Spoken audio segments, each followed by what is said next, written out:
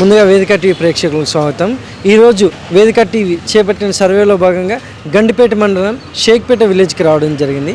మరి ఇక్కడ ఉన్నటువంటి ప్రజలు రేవంత్ రెడ్డి గారి పాలనపై వారి అభిప్రాయం తెలుసుకునే ప్రయత్నం చేద్దాం. నమస్తే సార్. నమస్తే. మీ పేరు సార్? మైపాల్.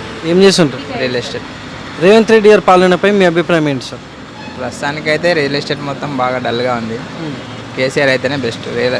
అంటే రాష్ట్రంలో అభివృద్ధి ఏ విధంగా ఉందంటారు? అభివృద్ధి ఏం లేదు, ఉన్నదే కేసీఆర్ చేసిందే ఉంది. రేవంత్ రెడ్డి కొత్తగా చేసింది ఏం లేదు. ఉన్న హైడ్రా కూలగొట్టడం అవి చేస్తున్నంతే. మరి గతంలో కేసీఆర్ గారి పాలనపై మీ అభిప్రాయం ఏంటి సార్? కేసీఆర్ ఆల్మోస్ట్ అన్ని బాగానే చేసిండు, డెవలప్మెంట్ పరంగా, సాఫ్ట్వేర్ పరంగా అంతా. ప్రస్తుతానికైతే కేసీఆర్ బెస్ట్. కేసీఆర్ బెస్ట్. అంటే ఇంకా 4 years ఉంది కదా, చేస్తారంటారా మంచి అభివృద్ధి కాంగ్రెస్లో? ఏమో డౌటే. Thank you sir. నమస్తే మేడం. చెప్పండి. మీ పేరు మేడం? పద్మప్రియ. ఏం చేస్తారు మేడం? నేను హౌస్ వైఫ్. రేవంత్ రెడ్డి గారి పాలనపై మీ అభిప్రాయం ఏంటి మేడం? బాగానే ఉంది అండి. జాబ్స్ 2 times పెట్టేశాడు. గవర్నమెంట్ జాబ్స్ కూడా ఫిలప్ చేస్తున్నాడు. In that matter good. అంటే ఇప్పుడు 6 గ్యారెంటీల విషయానికి వస్తే ఇక్కడ కిస్మత్పూర్లో ఇక్కడ ఉన్నటువంటి జనాలకు ఎంతవరకు అందుతుంది అంటే కొన్ని అమలు చేశారు కదా? నాకు ఐడియా లేదండి దాని గురించి. 6 గ్యారెంటీల గురించి. ఓకే, ఎందుకంటే మేము ఎంప్లాయీస్ కాబట్టి. అవునండి. గతంలో కేసీఆర్ గారి పాలనపై మీ అభిప్రాయం ఏంటి మేడం? బాగుండండి కేసీఆర్ పాలన. ఇప్పుడు మా ఊరికి తీసుకుంటే ఆయన ఉచిత నీరు ఇచ్చారు. ఊరు వరకు నీళ్లు వచ్చినాయి, కెనాల్ వచ్చింది అనమాట. ఓకే. రాష్ట్రంలో అభివృద్ధి ఏ విధంగా జరుగుతుంది అనుకుంటున్నారు మేడం? రాష్ట్రంలో అభివృద్ధి కేసీఆర్ పాలనలో బాగుండే. ఇంకా అభివృద్ధి కావాలి యాక్చువల్గా. సరే, థ్యాంక్ యూ మేడం. పేరు సార్? వెంకటేష్. ఏం చేస్తుంటారు sir? Auto driver. Revanth Reddy గారి పాలనపై మీ అభిప్రాయం ఏంటి సార్? అంటే పాలన అంటే దేని గురించి? జనాల గురించా లేకుంటే అంటే రేవంత్ రెడ్డి ఒక్కరు మంచిగా ఉంటే సరిపోదు కదా, కింద వాళ్ళు కూడా మంచిగా ఉండాలి కదా. మా అభిప్రాయం అట్లుంది. రేవంత్ రెడ్డి ఒక్కడు మంచిగా ఉండి పాలన చేస్తే సరిపోదు కదా, ఇంత కింద వాళ్ళు కూడా. ఇప్పుడు పక్క రాష్ట్రంలో చంద్రబాబు నాయుడు సీఎం ఉన్నాడు, డిప్యూటీ సీఎం ఎవరు ఉన్నారంటే పవన్ కళ్యాణ్. బస్సులను పెట్టారు. బస్సులు దేని గురించి పెట్టారు? అందరు సమానమని పెట్టారు కదా. నేను మనిషినే, ఆడోళ్ళు కూడా మనుషులే. ఇద్దరు సమానమైనప్పుడు ఇంకా వాళ్ళకి ఫ్రీ ఏంటి, మాకు ఫ్రీ లేకపోవడం ఏంటి? ఇస్తే ఫ్రీ ఇవ్వండి, లేకపోతే అసలు ఎవరికి ఇవ్వకండి. వాళ్ళే అంటున్నారు 200 crores బడ్జెట్ తీసి మరి మహిళలకి ఫ్రీ బస్ ఇచ్చామని. ఇప్పుడు ఆటో వాళ్ళకి గవర్నమెంట్ తరఫున ఆటోలు ఇచ్చేవాళ్ళు ఎప్పుడో వైఎస్ రాజశేఖర్ పీరియడ్లో ఇచ్చారు, 2004లో ఇచ్చారు. ఇప్పటివరకు ఆటోల స్కీమ్లలో గవర్నమెంట్లోకి ఎవరు ఇవ్వలేదు. డ్రైవర్స్కి 12,000 అన్నారు, అవి ఇస్తలేరు.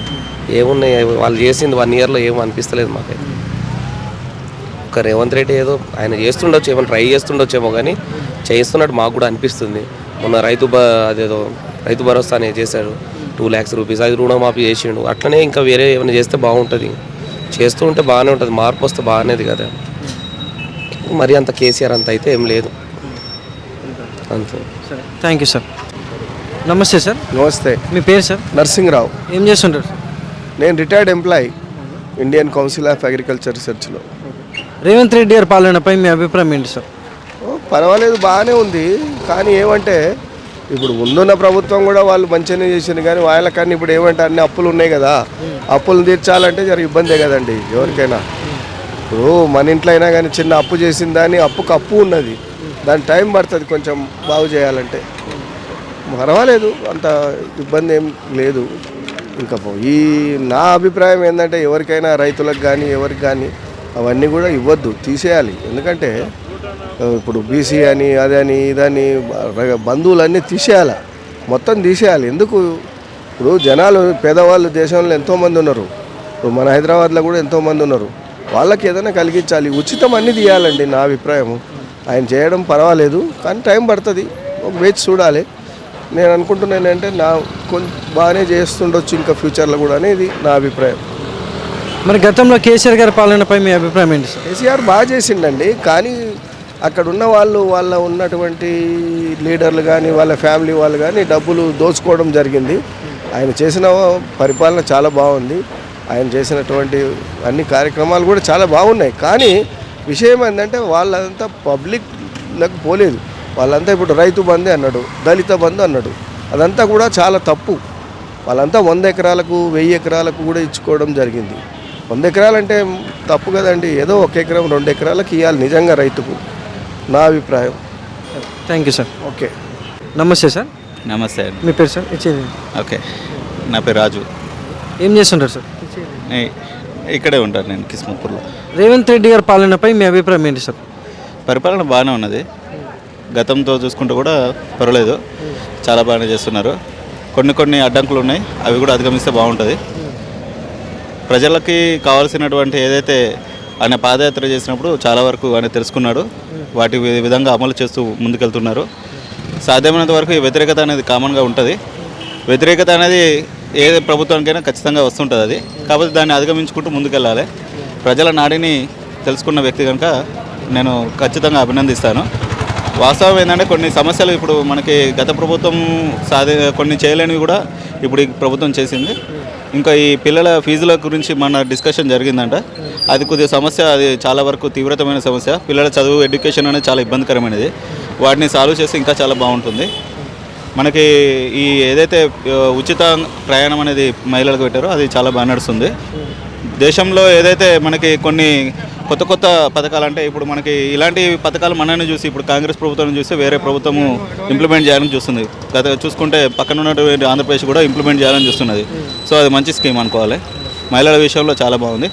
కాకపోతే ఇచ్చిన హామీలు ఇంకొన్ని ఉన్నాయి, అవి కూడా అమలు చేస్తే బాగుంటుంది. ఏవైతే ఉచిత మళ్ళీ మహిళలకు 2500 అనేది ఒకటి, ఇంకా మిగతా ఏదైతే అవి ఉన్నాయో అవి కూడా త్వరలో అమలు చేస్తే బాగానే ఉంటుంది. అంతవరకు అయితే చాలా బాగుంది ఇప్పటివరకు అయితే.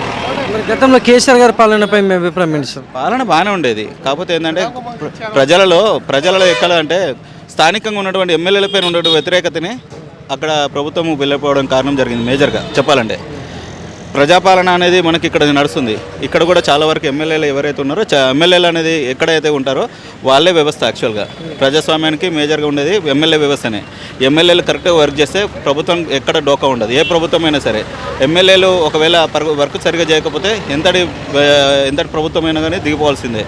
సో ఖచ్చితంగా స్థానికంగా ఉన్నటువంటి నాయకులు కరెక్ట్గా పనిచేస్తే మనకి పైన ఉన్న ప్రభుత్వాలు బాగుంటాయి. కేసీఆర్ అయినా సరే, రేవంత్ రెడ్డి అయినా సరే, కింద ఉన్న స్థాయి నాయకులు ఖచ్చితంగా 100% వాళ్ళు ఒక చిత్తశుద్ధితో వర్క్ చేస్తే 100% బాగుంటుంది. ఏ ప్రభుత్వం అయినా 100% ఖచ్చితంగా బాగుంటుంది. కేసీఆర్ పాలన అంటారా, కేసీఆర్ పాలన బాగుండేది. కాకపోతే కేసీఆర్ పాలనకి ఇక్కడ ఎందుకు తేడా కొట్టింది అంటే ఎక్కడైతే ప్రజలలో ఉన్నటువంటి చిన్న వ్యతిరేకతలు వీటికన్నా ఇబ్బంది పడి ఈ కాంగ్రెస్ ప్రభుత్వం కూడా రావడం కారణం జరిగింది.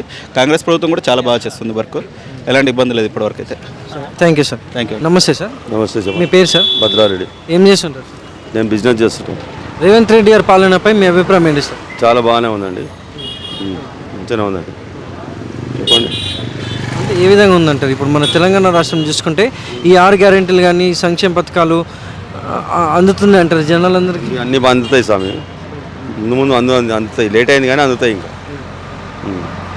పక్క. మరి గతంలో కేసీఆర్ గారి పాలనపై మీ అభిప్రాయం ఏంటి సార్? పాలనకు మన పాలనకు రేవంత్ రెడ్డి పాలనకు చాలా ఫరక్ ఉంటుందండి. మరి రాష్ట్రంలో అభివృద్ధి ఏ విధంగా ఉందంటారు సార్? చాలా మంచిగా ఉందండి. ఇప్పుడు ఇంతకుముందు అయితే మన తెలంగాణ పాలన అంటాం కానీ ఇప్పుడు టీఆర్ఎస్ పాలన అయితే మొత్తము ఫ్యామిలీ తినేసిరండి. Thank you sir. Thank you. నమస్తే సార్. చెప్పండి. మీ పేరు సార్? ఉదయ్. ఏం చేస్తుంటారు? మేము రియల్ ఎస్టేట్ చేస్తుంటామండి. రేవంత్ రెడ్డి గారి పాలనపై మీ అభిప్రాయం ఏంటి సార్? సార్ ఏం లేదు సార్, ఇక్కడ అప్పుడు కేసీఆర్ ఉన్నప్పుడు అయితే మాకు మంచిగా అయింది మాకైతే. ఇప్పుడైతే ఏం లేదు. 3,000 వేస్తాను ఆడోళ్ళకి, 2,000 వేస్తాను ఆడోళ్ళకి వేస్తలేడు. ఇంకా రైతు బంధు అన్నారు, రైతు బంధు కూడా వేస్తలేరు. ఇప్పుడు వేస్తున్నాడు 15,000 అని చెప్పాడు, 11,000 వేస్తున్నాడు ఇప్పుడు. ఇంకేం లేదు. ఇప్పుడు వేయలే కూడా వేయలే. ఇంకా ఇప్పుడు పండగకి వేస్తున్నాడు, ఇంకే కూడా వేయలేడు. అంతే. మరి గతంలో కేసీఆర్ గారి పాలనపై మీ అభిప్రాయం ఏంటి సార్? కేసీఆర్ అయితే 10,000 వేసినా కానీ అందరికి వేసిండు. ఇప్పుడైతే రైతులకి గుట్టలు ఉన్నాయా అవి ఉన్నా వేయనని చెప్తున్నాడు ఇప్పుడు. అంటే రాష్ట్రంలో అభివృద్ధి జరుగుతుందంటారా? ఏం జరుగుతలేదు. Thank you sir. నమస్తే సార్. నమస్తే. మీ పేరు సార్? నా పేరు నరసింహారెడ్డి అండి. ఏం చేస్తుంటారు సార్? మేము అగ్రికల్చర్లో ఉన్నాము. మాది ఇక్కడ కాదు, మాది డిస్టిక్ సిద్దిపేట డిస్టిక్. మాది సిద్దిపేట డిస్టిక్లో తొగుట మండల్, తర్వాత దుబ్బాక కాన్స్టిట్యున్సీ. మా ఎమ్మెల్యే ఇప్పుడు కారు గుర్తు ఆయనే ఉన్నాడు. రఘునందన్ ఏమో బీజేపీలో పార్లమెంటుకు పోయిండు, ఏది పువ్వు గుర్తు గురించి. ఇప్పుడు మాది మాత్రం కేసీఆర్కు సంబంధించిన వాళ్ళం. మేము కారు గుర్తు వాళ్ళము. మేము మా డిస్టిక్లో సిద్దిపేట డిస్టిక్లో ఆయనది ఊరు దగ్గరనే చుట్టూ దుబ్బాక, సిద్దిపేట, గజ్వెల్లి ఇవన్నీ మా డిస్టిక్లోనే ఉన్నాయి. సిద్దిపేట డిస్టిక్. అంటే ఇప్పుడు రేవంత్ రెడ్డి గారి పాలన ఎట్లుందంటే దానిపై మీ అభిప్రాయం? పాలన అంటే మీకు అన్నీ తెలిసే ఉంటాయి సార్. ఇప్పుడు అన్ని స్టేట్మెంట్స్ ఇస్తూనే ఉన్నారు, మీరు విలేకరులు రాస్తూనే ఉన్నారు, చూస్తూనే ఉన్నారు. ఎన్నో అవకతవకాలు జరుగుతూనే ఉన్నాయి. పార్టీ బేసెస్గా ఎట్లా అంటే ఇప్పుడు మనం ఏం మాట్లాడలేము, అవి మనం రాజకీయ తత్వంలో లేము. ఎందుకంటే ఆయన కొన్ని ప్రకటనలు చేసిండు కాబట్టి అవి సరి చేసుకుంటే మంచి మంచి ఆలోచనకు ఆయనకు ముందు చూపు ఉంటుంది.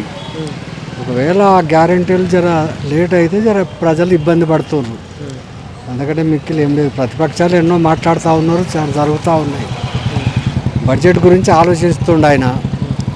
సరే, అది ఇప్పుడు నేనంత పెద్ద ఆలోచన మీద పోతలేను.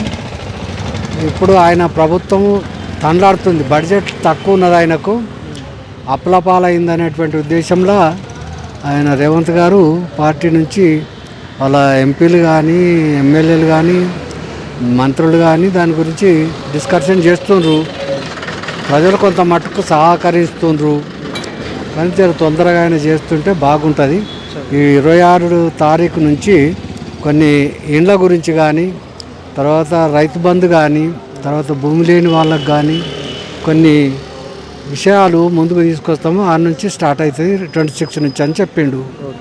అది ఎంత మట్టుకు ముందుకు పోతాడో, ఆయనకే వ్యక్తిగతంగా అధికారం ఉన్నాడు కాబట్టి ఆయన్నే ఇప్పుడు 4 ఏళ్ళ దాకా పరిపాలన సాగేటువంటి అవకాశం సాగిస్తుండు.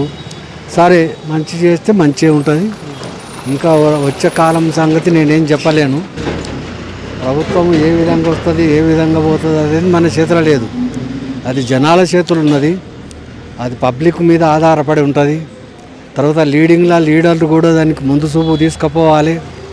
అట్లయితేనే వచ్చే సమస్యలు, వచ్చే రాజకీయాలు, వచ్చే అధికారాలు, వచ్చే ప్రభుత్వాలు అంతా పరమాత్మకు తెలుసు. ఇప్పుడు ప్రజలకు తెలుసు అనుకుందాం, అంతే కదా.